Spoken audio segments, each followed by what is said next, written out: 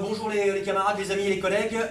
On est ici au siège de la Banque Postale, à Issy-les-Moulineaux. On est rentré sans effraction, comme des petites libellules, comme d'habitude. On est entouré un petit peu de talkie-walkie et d'agents de sécurité. Notre présence ici a quel but? Un but simple.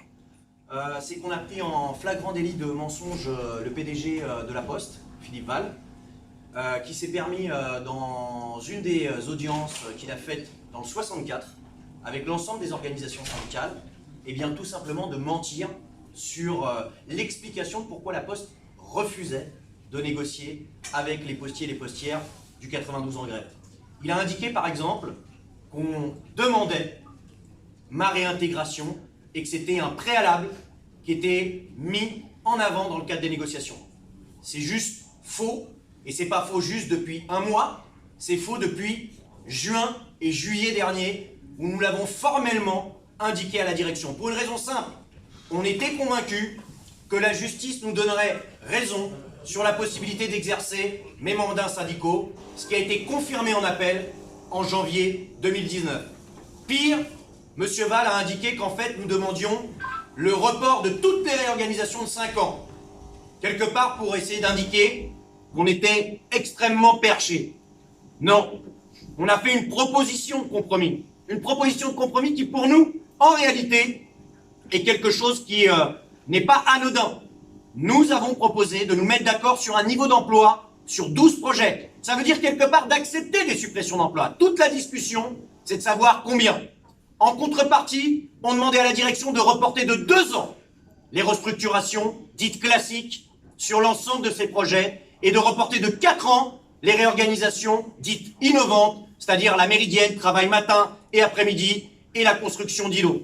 À cette proposition, nous nous engagions à ne pas mettre en place d'expertise, c'est-à-dire à laisser passer, en fait, 12 projets. Il faut quand même savoir que sur le département des Hauts-de-Seine, la moyenne de mise en place des restructurations est de 7 ans et demi. 7 ans et demi que la Poste, sur 2018, a réussi tout simplement à mettre en place 3 projets sur 13, 17 ou une vingtaine de QL, de quartiers-lettres. Ils se foutent de notre tête, ils mentent. Donc on est au siège parce qu'on veut, au siège de la Banque Postale, on veut être reçu par des membres de la direction de la Banque Postale, on veut exposer où en sont réellement les négociations et on veut alerter l'ensemble des dirigeants de la Poste, l'ensemble des métiers. Si on procède de la sorte, en mentant devant des organisations syndicales sur où on en est au niveau des négociations, il est évident que nous allons face à de nouvelles confrontations dans les jours qui viennent, dans les semaines qui viennent. Nous ne le souhaitons pas. Mais il n'y a pas que notre camp qui va faire des pas en avant. Monsieur Val s'est permis de dire, par exemple, que nous avons été violents. S'il a tenu ses propos, c'est de la diffamation. On voit qu'en fait, ces propos diffamatoires ont la peau dure, puisque comme par hasard, notre ministre de tutelle, Bruno Le Maire, a tenu exactement les mêmes propos.